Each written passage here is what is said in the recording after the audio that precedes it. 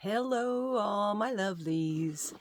Yeah, I'm gonna drop a couple video. Oh, yep. First, let's start with professional dog lover. Yes, sir. What does it say? Oh, Arm the Animals. Yeah, that's a great company. Arm the Animals wasn't gonna like open up with this, but Arm the Animals sells all kinds of stickers and wearables and whatnot, and it's a great company. It helps out animals, and I do buy a lot of things from them, and their items are often very funny because they have like, if you're into this kind of thing, but they have like bunny rabbits with machine guns and all kinds of silly stuff. But anyway, welcome to Mama G Gear. Mama G here, and Rusty's at home right now at the time of this filming. Um, I I would like to do a couple videos today, which that's silly for me to say, but if you see me in the same hot mess in another video, you'll know that it was done the same day. First, I got to show you what I got in the mail from one of my fairy godmothers. It's a tote, obviously, and I just think this is so great. Yes, it's a pirate. And dirty pirate hooker. I just I laugh so hard. I really just want to, there's no rhyme or reason to any of my videos, but this one in particular, I have no plans on what I'm going to say. But yeah, I just want to say that the sense of humor that some of y'all have is right up with mine, and I so appreciate that humor. Not everybody gets that kind of stuff, but the adult humor is funny, Anyway, but yeah, just dirty pirate hooker. Rusty wants to now. She definitely wants to learn how to crochet because she wants to be able to borrow this and sport this around because she loves pirates. I have to show you. I did a pirate painting for her once. There's stuff in it. I'm actually at the moment using this for a project bag. But I will be sporting this around. I've been using, now I have the one I got from Jane from Scraptastic Yarn that says, I crochet, therefore I swear. So I've been kind of using that one around a little bit. And then prior to that, I was using the Bridget bag. And again, we're definitely going to get t-shirts made. And I'm going to shout Bridget out, Queen's Crafts by Bridget. I will link her below. And you are not cool unless you have a Bridget bag. I'm saying, and you must get one. Her seamstressness, if that's a word, it is now. Abilities are really amazing. She makes beautiful bags, and now she's dyeing wool, and her, along with, of course, Spring, the fiber enthusiast, spins their own yarn, and Ray from Ray's Yarn Addiction, she just got a mini spinning, a nano spinning electric wheel, and Bridget also spins, but Bridget has the spinning wheel like I have in Connecticut. I've got to get the spinning wheel. Doreen, if you're watching, somehow I've got to be able to meet up with you halfway or something to get this spinning wheel because I am itching to figure out how to do that. I have a drop spindle, and I should show you at some point. I tried it a couple times. It is, you have to have a lot of patience, and that's not something I have often, because usually I'm very hyper, as you all well know on some of my videos. Lordy, let's just go off onto that one for a hot sec. Such a self realization or awareness of self by doing these videos and then watching them, which I scare myself because, yeah, look, I'm totally a hot mess. And what's so great about it is that I'm out there with this, and I wouldn't even go to like Wegmans or Walmart looking like this, and yet I just pop this on because I'm so comfortable with you guys. And if you're offended, then you don't have to watch. I'm not asking you to watch. But the awareness of my stages of manic and depression and then I guess we can call it normalness. That's not a word. It's enlightening for me to watch and realize, oh my gosh, one of the videos, several of them, but one that I just recently, because I often will film and then watch it in the edited. If you can hear that, that's just my stomach growling because I haven't eaten yet. And I watch it through like the editing thing, so I can add, some silly things in there and whatnot. And it's painful for me to watch. So God bless you guys that stay there. Sometimes I'm so manic that it's just the thoughts that are firing and just shooting out of my mouth. There's no thought. It's just constant, crazy thoughts. And to you, outside of my brain, don't maybe see the segue that actually goes, that's in my brain, that brings these random thoughts, like almost like, I don't know, there's a term for it. Word salad is the term we used to use in the psychiatric field. And the word salad, that it seems like this sentence and then this statement and this statement, that these have no correlation or segue in between them.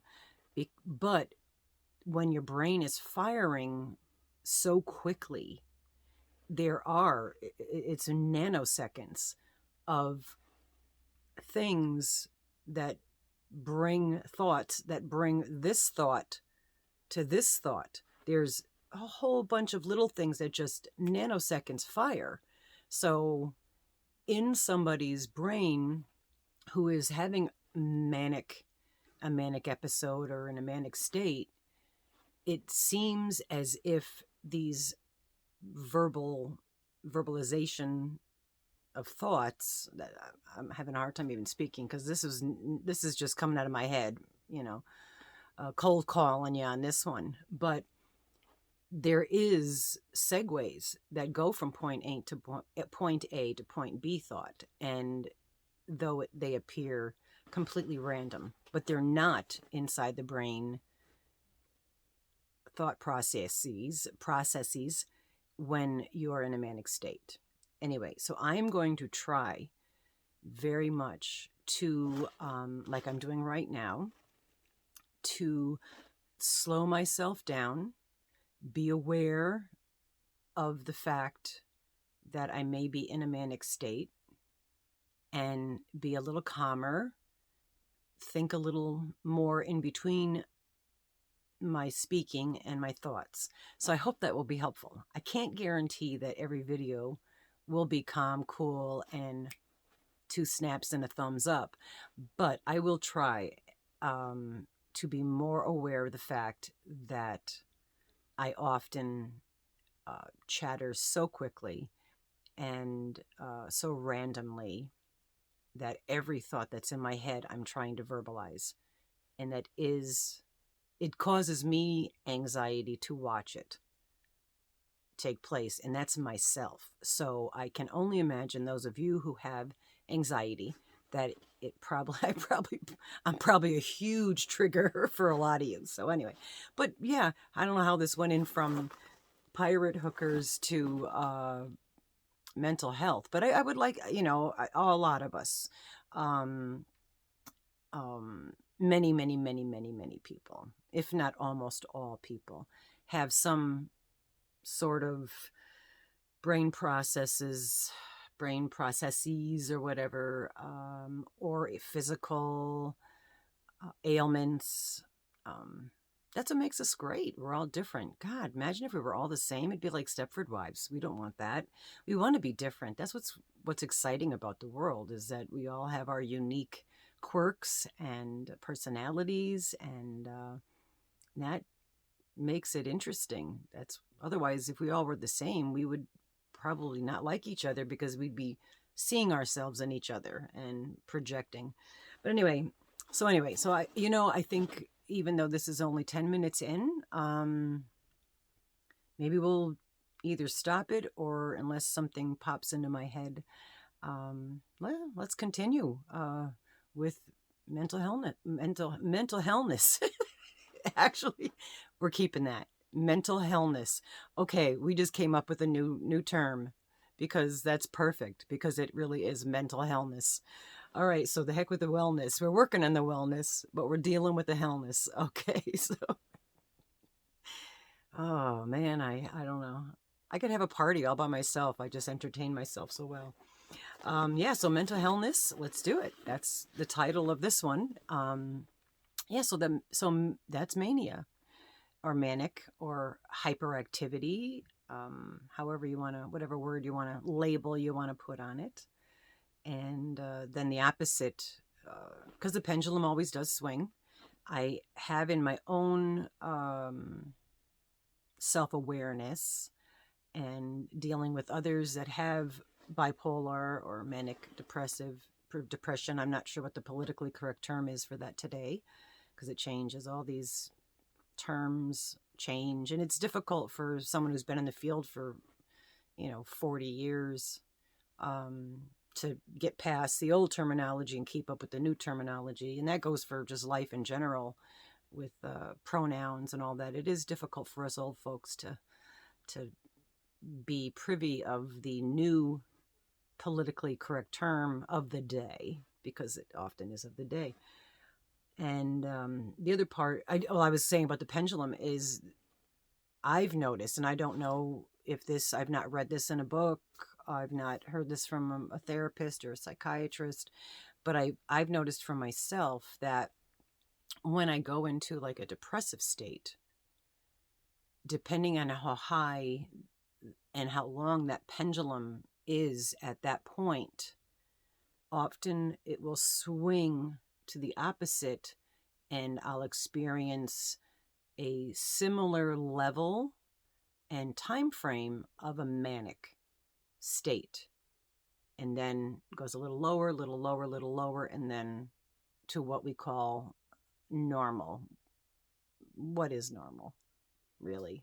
I mean, I'm really asking, like, what is normal? I mean, it's what society says it is at that time. So there's a lot of things that we don't think as societal, is that the right word? Norm now, but have been in the past, and things that we're doing today that seem perfectly normal will be weird and abnormal down the road. So it is really so normality is kind of a fad. Yeah, I'm just having a flood of thoughts. So basically, this is part of me trying to control my manic brain. Yeah. Yeah, that's it. And I did take my medication this morning. I take medication every morning. I'll be 63 years old in February 20th, 2/20/60 is the day I was born. And I've been on medication for mental hellness. I'm totally loving that word. Since I was about 10. So, and in that time, in my life, have done many, many things and accomplished many, many things. Married, children, household, held jobs, college. Some of the jobs are really cool. And also have had the handicap of not being able to do many, many things because of the panic disorder end of it. I was diagnosed. I was one of the youngest kids ever diagnosed with panic disorder, and that was back in the 60s. It's in some I wish I had the article or the book that they talk about it, and because of that part of my personality and my brain function, I've been unable to do things like go on cruises or even boats. I have a fear of water due to a post-traumatic incident when I was very young, and fears of just getting in the car and driving 6 miles to a very familiar grocery store. There are days I can't go there or do that. And sometimes I can't leave the house. So there are stages of agoraphobia, which is the inability to leave the house. My father suffered from that. And then even in the house, in my own home, where I'm safe and I have all my beautiful yarn, and I didn't always have yarn all over my house. This is something new, my newest obsession the last few years. But with my paints, I've always painted, always did artwork. But even with comforting things in my own comfortable home, I would still experience panic attacks in my own home. Like a lot of people get it. I mean, John Boy even pointed out, hi, John Boy. And again, I throw this out to you, John Boy, and I throw this out to anybody. If you really do have these deal with panics, attacks, and different things like that, if they're severe, you know, shoot me an email, because I've been there. I've been 60 years of dealing with it, and there are little tricks and trades, and I haven't figured them all out because I'm still dealing with it. It comes and goes. But there are a lot of little tips that I've picked up along the way of dealing with it that may or may not be helpful because everybody's different. But it's worth trying because you never know. You might find the magic switch. So yeah, do shoot me an email or comment down below if you feel you need to purge. Sometimes it's nice to have somebody, a lifeline that has can understand, truly understand. And I've counseled not only people that deal with mental hellness. I almost swore because I so love that term now. But I've also spoken with and tried to educate people that are with people that have different mental illnesses, hellnesses, and to have them have a little better understanding that maybe the person that their loved one is unable to verbalize properly, to have an outside person explain different things and kind of what's going on and things that they could do to help, has been very helpful. But back to John Boy, when he just one of the videos just recently had mentioned that walking into Walmart, he started to have a panic attack. And all I could say is, even if you don't suffer from panic attacks or anxiety, walking into Walmart, we call it Hellmart because it truly is. It's very bright. It's very crowded. The whole setup of that store is just, it should be like, what's that stuff where they put people and they try to, desensitization, where they make people wear those, like now they do those eyeglass things. It's like virtual reality to help desensitize you to your phobias. And really, Walmart should be part of that whole plan, because if you can go into Walmart and shop and not feel anxious at all throughout that, you got it. You got this, because most people can't do that. Anyway, yeah, so I guess 18 and a half minutes in here, this will just be that. This will be a mental health kind of babblings, and I'm going to end it with tying it into, again, I know we keep bringing up our charity of mental health and Meows. It is just us. It's not, I've often thought of doing it as a 503c nonprofit organization, but then there's too much paperwork, dotting I's, crossing T's, and then it's a thing. I rather it just be just people helping people and doing things to help people. But there is a huge need for people, lonely people, you're lonely even if you're a house filled with people. Sometimes you can be lonely. And especially people with mental illnesses feel lonely because they feel abnormal as if the people around them don't understand them. There's a loneliness there. So, and I'm sure many of you have been in a crowded room and still felt lonely, because that's what happens. I won't go into all the whys that happens, but that's where the mental health of Meows helps the animals, helps people that maybe didn't think about being able to have an animal or a pet with them, even if it's a bird or whatever type of animal. We've had people with that just preferred birds, and just a little bird in a cage that you change the newspaper and feed every day, and it's just beautiful and pretty, and a sign of spring and summer, and brings joy. And even though it's not a cuddly little thing maybe so much, but having that there is mental wellness and brings happiness. So we've had a few bird people too that we've helped out.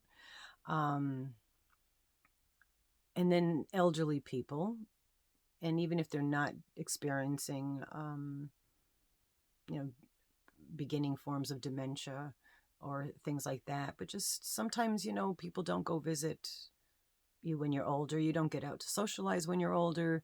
So you feel kind of trapped. And we all got kind of a taste of that with this COVID shutdown, because we were stuck home, couldn't just get in our car and go and socialize in the places that we normally socialize. So we got a very tiny, tiny taste of what it's like, that when you feel trapped. I guess that trapped is not the right word, isolated a bit from the world. So anyway, I hope this babbling on, ramblings here, maybe helps, even if it helps one person to understand a little better about how the brain functions, and maybe you're a little more understanding and compassionate to somebody who says, hey, I'm feeling anxious. Stop and try to look at things through their perspective and believe them. That's, I think, one thing that people don't often believe it, because they don't understand it, because they have not experienced it. So if anything comes out of this video, is if you are fortunate enough to have not ever experienced whatever mental brain synapse firing in the brain that makes you feel a certain way, whether happy, sad, panicky, depressed, whatever, you're very fortunate. But be open-minded to the fact that not all of us are blessed with that. So yeah, so I'm going to end with that. And I may or may not drop this before Christmas, because there's so many videos out there. I can't keep up with all y'all. And I know all of you feel the same way. We just can't keep up with everything that's being dropped. So the next few days, I'm going to probably just drop the rest of my Advent from beautiful Brenda, my friend. She just went over the top with this Christmas Advent. And I'll drop this afterwards, like in January. So I'll just hold on to it for a while. Yeah, and this also, too, just to throw in there, I know I'm, again, dragging you out into this, I don't mean to drag it out, but there's so much that I would love to say. But during the holidays, it is especially anxious for many people, because not only because of their own anxieties of the holidays, but because so many people are running around like chickens with their heads cut off, that the environment is the world around them is also very hectic. And I got to get this done. I got to do this. I've got to do that. I didn't get this present. So a lot of people that are just trying to get stuff done, that's a heightened sense of anxiety, a heightened sense of energy that can also rub off or trigger somebody who is sensitive to that experiences their own. So we all just need to be aware and be compassionate to others, and try to be understanding, even if you don't understand it. The man that lives here, he doesn't understand it. And though he's in the beginning of our relationship, we used to go quite often out in the boat, and there were times that he would hook that boat up to the truck, get everything ready, go get the needs we need, and load the boat up with everything, and drive all the way to the launch and get in the boat and get it started. And he's all excited because he loves to fish, hence why we even moved up in this area for the salmon fishing and fly fishing. And we'd not even get 5 feet off the dock, and I'm like, I can't do it. And he would pull the boat back in and get the truck and pick the boat up, and for that I totally appreciated that, because once he did that a couple times, I knew that if I said I need to get back to the put my feet on the ground, that he would totally immediately turn around and stop what we were doing and bring me back. And in doing that, I am able to go out on that boat, because I know I know, okay, if I start to feel anxious, I can go back. He'll take me back.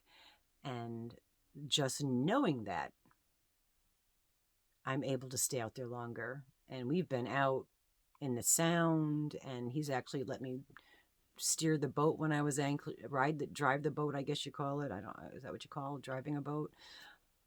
When I would be anxious, he goes, here, grab the wheel and go, and throttle. And I ended up miles and miles out into the water without even realizing, but what an empowering feeling that was. And it literally brought down my anxiety because I had control. And that, again, is a lot of anxiety, is the feeling of not having control. Anyway, love you all. Thank you if you stayed. And hopefully, maybe some of you learned something. Maybe I just was able to verbalize something that you're feeling that you didn't realize that many, many, many of us do. So you're not alone. There is a little comfort in knowing that you're not alone. And also extending, as Rusty often does with anything, if you ever really need someone to talk to, reach out to us. We are open books, and we always offer that, whatever the issue is. You know, we might not have the right answer, but we could listen and try to help. That's the best we can do, and that's what we like to try to do, is help people one at a time, and help one cat at a time, and help a person one person at a time. Anyway, love you all. Be well. Be calm. I think I did pretty good on this one. I feel like I stayed somewhat in focus, where the conversation segued well enough for you to follow along. And I feel like I took a slower time and more breaths in between my sentences. So I'm going to continue to try to do that, so I don't freak you out. Can't promise that it won't be some manic videos, which are also fun. Just laugh at me. I'm used to being laughed at my whole life, so it's not an insult to me. Anyway, love you guys. Be well, be you, be fabulous, and I will see you soon.